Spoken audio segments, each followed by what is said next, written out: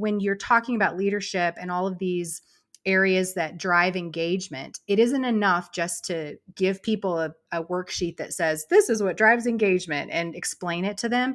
They have to understand and have practice. What does that look like in my day-to-day experience as a manager? Okay, where am I succeeding because of my natural talents and strengths? Where do I struggle because of, most of the time, those natural talents and strengths getting in my way?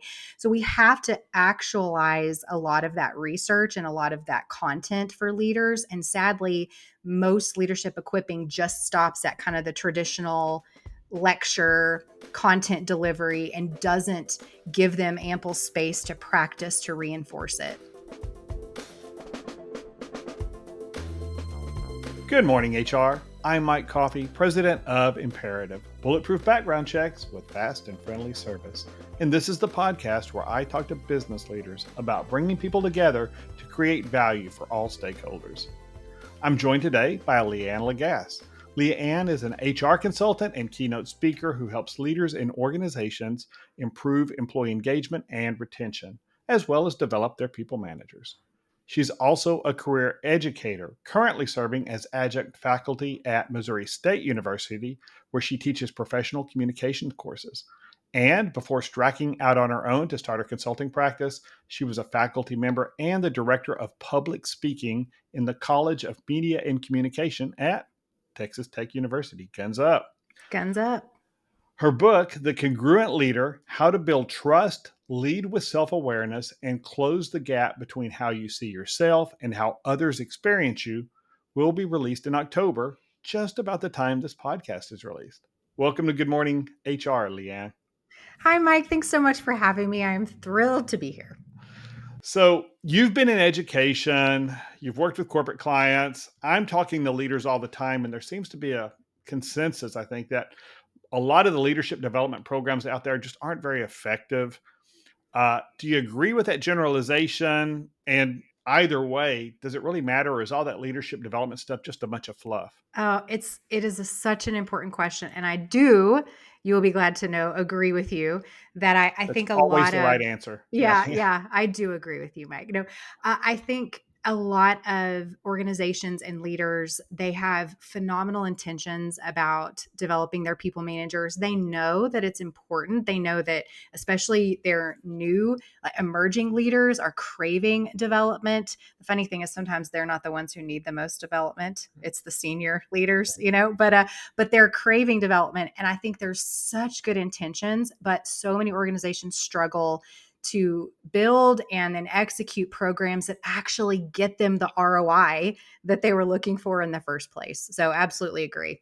And you kind of touched on this, because when we hear leadership development, I think a lot of people think about executive leadership and that top level, and sometimes it boils down to, I see these classes like, building executive presence and those kind of things. But my experience has been success or failure of an organization depends on those frontline leaders. They have the biggest impact on the organization. It's so true. Well, I think one of the biggest studies, research studies that captures what you've just said, Mike, is I actually weave it into almost every single presentation or, anything I do. I'm trying to get this stat in there because I believe it's so important. Is Gallup found that the people manager, so the direct leader, accounts for 70% of the variance in employee engagement. So we know that the people manager drives engagement and retention. And so it makes sense that organizations would think, okay, well, we got to invest in them. But I think there's just a big gap between the kind of training that they're creating and the kind of training that actually does move the needle. And we have the Good Morning HR drinking game here, and it comes up so often that somebody's a great engineer. I just had this conversation yesterday with somebody out of college, out of their engineering program, about 4 or 5 years, and she's moving up the ranks. And I think she's going to be an amazing leader. But she talked about some of her peers and some of her experiences, and they're great engineers. So let's put them in charge of engineers. And we don't really invest in training them. We don't invest in giving them the skills, which is a completely different competency set than being a great nurse or a great engineer or a great whatever.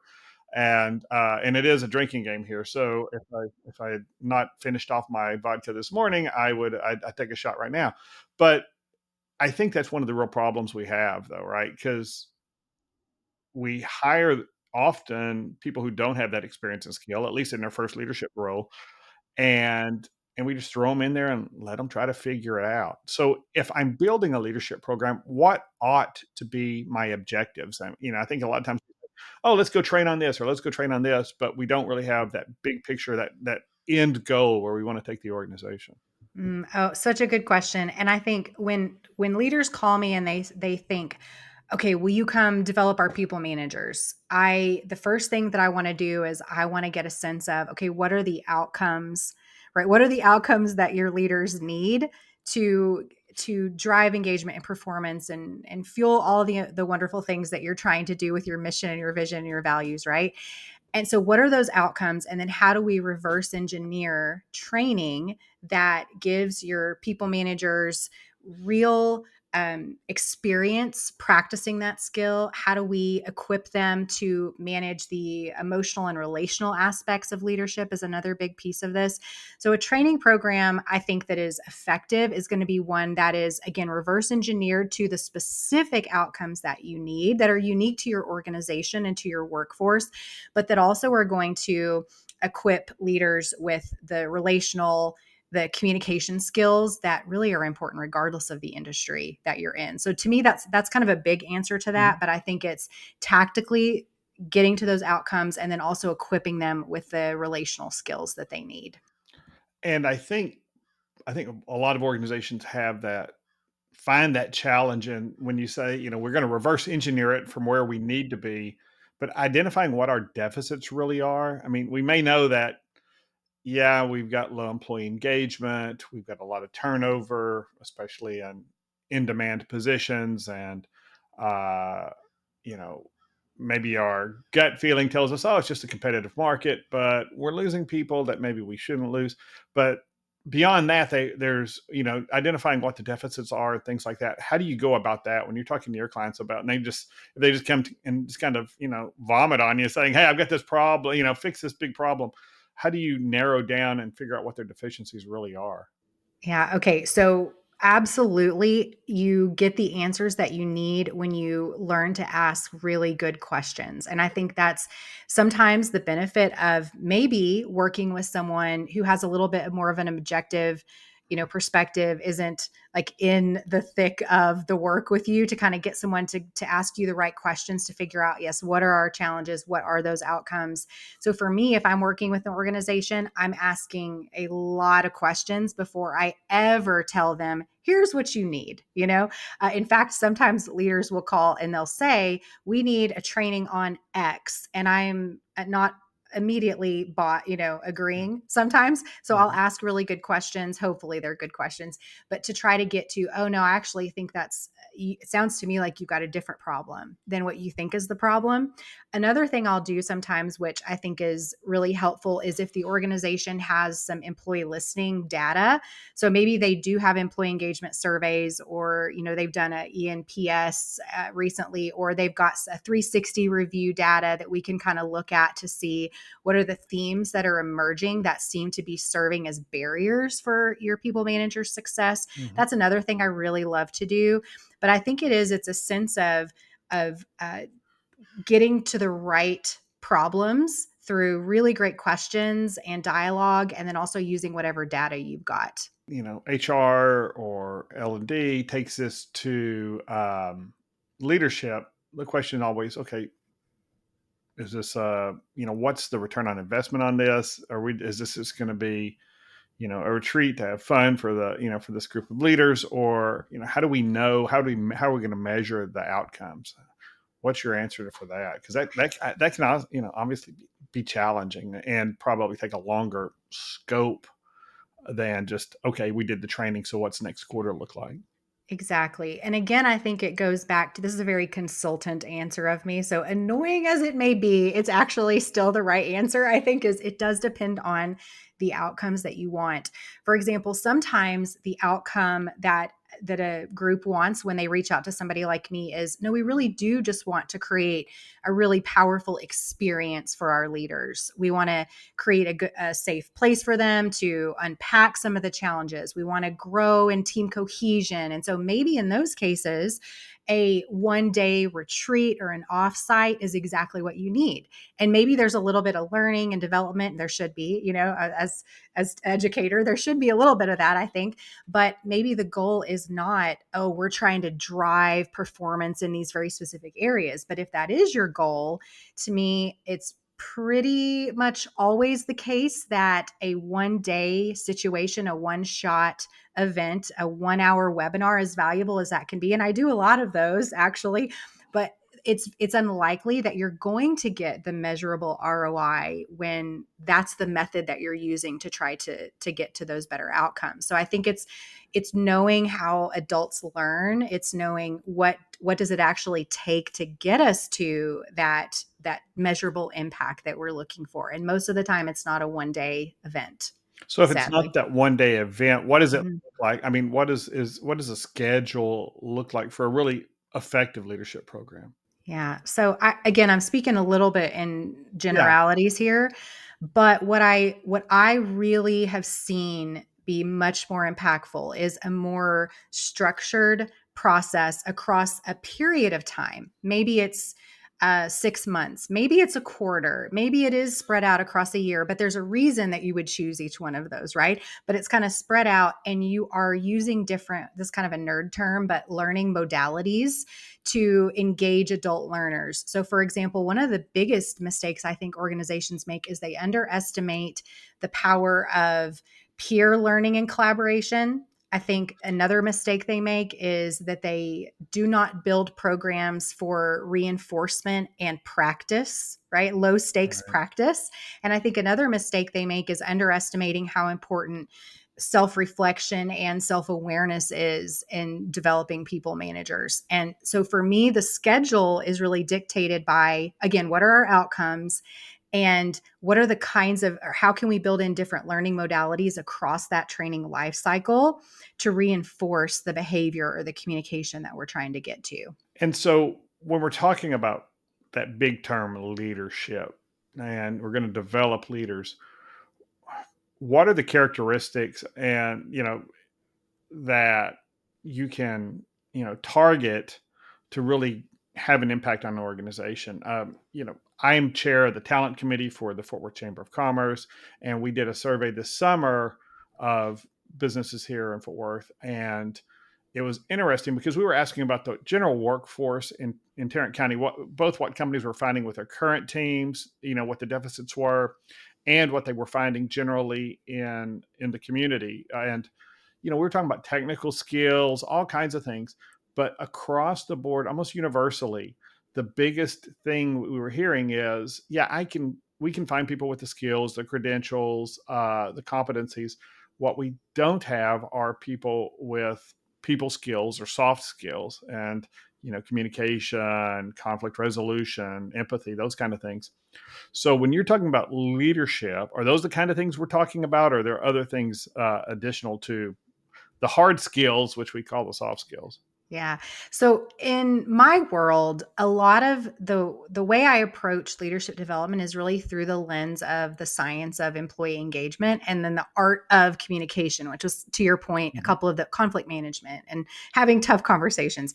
But we know so much about what it takes to drive engagement in our organizations. There's so much research out there. For example, there's not a question that authentic recognition drives engagement and retention. There's not a question that clear expectations and role clarity drives engagement and retention. Same thing with feeling connected to a bigger vision, mission, purpose, to the organ. So I could list all of them. I'll spare you listing all of them, but just to say we actually know a tremendous amount about what it takes to drive engagement. The problem is that if I could do a 1 hour webinar where I teach you, here's the employee engagement drivers, right? And you go, got it. And then if you're a new manager, you go back and you're leading a meeting or you're having a one-on-one with your team member, or again, you're having kind of a tough conflict moment.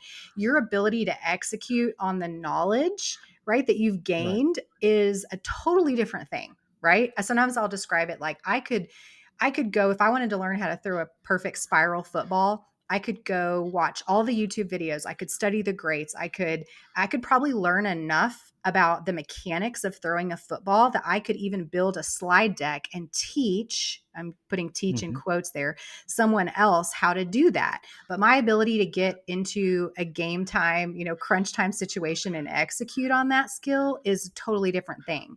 And so I think when you're talking about leadership and all of these areas that drive engagement, it isn't enough just to give people a worksheet that says this is what drives engagement and explain it to them. They have to understand and have practice. What does that look like in my day-to-day experience as a manager? Okay, where am I succeeding because of my natural talents and strengths? Where do I struggle because of, most of the time, those natural talents and strengths getting in my way? So we have to actualize a lot of that research and a lot of that content for leaders. And sadly, most leadership equipping just stops at kind of the traditional lecture content delivery and doesn't give them ample space to practice to reinforce it.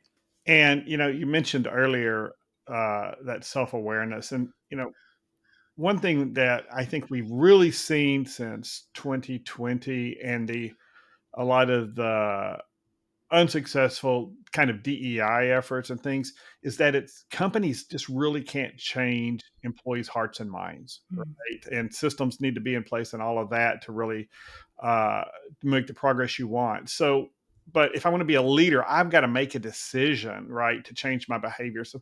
So what's required for the subject of a leadership development program if he or she's to be successful in actually changing their behavior?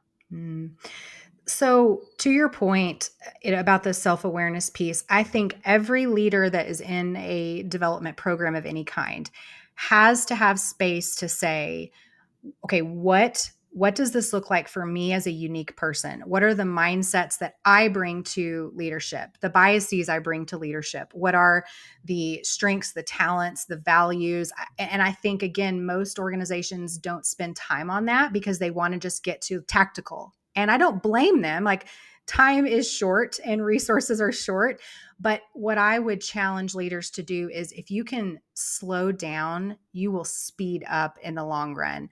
If you will create, to your question, the kind of subject matter that allows for exploring healthy leadership mindsets versus unhealthy leadership mindsets, right, that help leaders see how they can often create barriers to their own success because of their communication or because of their mindsets. The more you create environments for reflection, I think it is very clear from the work I do, but also I think the research shows you get better outcomes when you allow for subjects like that in your work. So let's say you were going to be working on conflict management. That's been a pain point for your organization. Well, again, I could stand up. I used to teach courses on conflict management. So I could just, at Texas Tech. So I could just stand up and teach you a lot of content about conflict management. But the real magic happens, I think, for leaders when we say, let's talk about your experiences with conflict. What has worked well for you? What has not worked well for you? What are your tendencies? How do you show up productively in conflict? How do you show up unproductively in conflict? How do we get you to better outcomes using the strengths, the talents, the values that you do have? Those moments in leadership development programs fuel so much more success in the long run because people get a sense of who they are and, again, how other people experience them. And that goes back to the subject of your book. And so while we're on that, then what is the title of the book is The Congruent Leader. So what do you mean by congruent? What does that mean in that context? Yeah. I love the phrase congruent leader because I think it captures what in the work that I do, a lot of the struggle that leaders have, which is misalignment. And so when you think about this idea of congruence, right, we're balanced, we're aligned. And another word that sometimes gets used is authentic. But the funny thing about a word like that, Mike, I think you may see this sometimes, is when I use the word authentic leader, that resonates with 50% of the population and the other 50% saying, that's like fluffy. Sounds too woo. It Yeah. sounds too woo. And so what I have found is when I frame this idea in terms of alignment and balance, right, that we're congruent as leaders, where who we think we are is actually how our people experience us. That concept to me is at the foundation of so much leadership success. So the book really is about helping leaders. Maybe they're discouraged. Maybe they've gotten feedback that surprises them or discourages them. The book was really written for leaders who feel stuck. Like, I'm not getting good outcomes and I can't figure out why. And most of the time in my executive coaching experience and my training experience, the answer often lies somewhere between sort of how we see ourselves, how we think we are perceived, and the impact that we're actually getting. So I'm very excited to get it out there and for people to get a chance to read it, because the goal for me is I want leaders to feel more aligned, and I want their people to feel that that their leader is more aligned. And let's take a quick break. Good Morning HR is brought to you by Imperative, bulletproof background checks with fast and friendly service. There continues to be more and more conversation about how AI is impacting the recruiting process, including deepfakes and identity theft. At Imperative, we've seen these attempts made against our clients, and while we identified those fakes with our normal processes, we've stepped up our game to prevent fraudsters from harming our clients. With our new biometric identity verification process, we validate the identity documents candidates present and use AI to capture a video selfie of the individual and verify that it matches the photo on the ID. And the whole process takes less than 5 minutes. And we have a few other tricks up our sleeve as well. To learn more, visit our website at imperativeinfo.com. If you're an HRCI or SHRM certified professional, this episode of Good Morning HR has been pre-approved for 1/2 hour of recertification credit. To obtain the recertification information, visit goodmorninghr.com and click on Research Credits. Then select episode 222 and enter the keyword Congruent. That's CONGRUENT. And if you're looking for even more recertification credit, check out the webinars page at imperativeinfo.com. And now back to my conversation with LeAnne Lagasse. Well, and when I read a book, or if I'm being honest, my ADHD brain, when I'm listening to a book while I'm washing dishes or driving or doing whatever else I need to be doing to be physically active, or I attend a conference session or some sort of educational thing, I get all excited and I'm serious about it. I'm going to go implement this. I'm going to change my behavior. And then as soon as I sit back down at my desk, tasks start coming, right? And work. And I get back into the same thing that got me where I'm at right now, right? And I often lose that, that focus and that thought pattern that says, this is something you need to be aware of and change. So how do we ensure, if we're spending all this money on and time on leadership development, how do we ensure in our organization that really changes leaders' habits long term? It's a great question. So I am a very big believer in collecting all the data.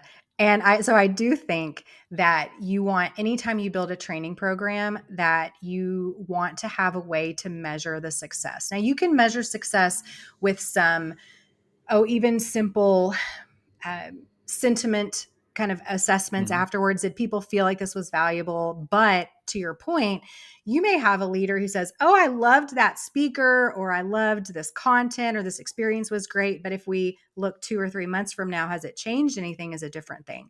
So I very often will encourage leaders that I work with, let's look at something, whether it's engagement, whether it's turnover, or retention, or let's look at customer satisfaction, whatever it is. 360 feedback. Let's track something so that we'll be able to at least make some inferences about whether our training is working. And because if you don't, you can't improve in a lot of cases your training program if you don't have a good sense of what it actually accomplished. And so that's about measuring, is it working? So to make sure it works, how do we reinforce that training once that manager comes back to his desk? Yeah. Well, so a couple of things I would say to that is one, you cannot expect to have delivered content and then for again the leader to know how to apply it successfully, what that means in a day-to-day basis when they get back to their desk. So what I'm a very big fan of is building in additional kind of learning opportunities that don't have to cost a lot of money, right? It's not requiring you to use a lot of resources, but maybe it's a putting people in smaller cohorts of leaders where they get an opportunity to unpack some of the things that they learned. Oh yes, I remember engagement is really depends on whether an employee feels valued or whether they feel like they have clear expectations. Oh, I need to build in some questions in my one-on-ones that capture whether that's Mhm. happening or not. So you're giving them opportunities to experiment, if you will, with the content, to reinforce it. Another big thing I love to do is I love to have groups that I work with, organizations that I work with, put leaders in situations where they get to do some equipping and some teaching to one another. So they get to own a little bit of the development. I find that there's more ownership when you get to do that. Another thing is that the whoever organizes the training has structured, like operationalizing that follow up. We're going to follow up in a few months and we're going to have a conversation about how this is going. We're going to look at the data. We're going to track how things are progressing for better or for worse, right? So I think you have to have a structured plan, and that's the way you really see big ROI in the future. And you mentioned that peer learning. So those peers are in that kind of circumstance are kind of playing the role of coach to one another or mentor one another in that sense. What about how important do you think that mentoring and coaching is? Especially we see it at the executive level, but I mean personally, and I've used a coach for years. I think everybody ought to have a coach, but but how do you make that argument? Maybe that's the bigger question. That at least that middle level manager needs somebody on an ongoing basis to challenge their assumptions, to ask what else may be true, those kind of questions, to help them see in their individual circumstances where they can apply that learning.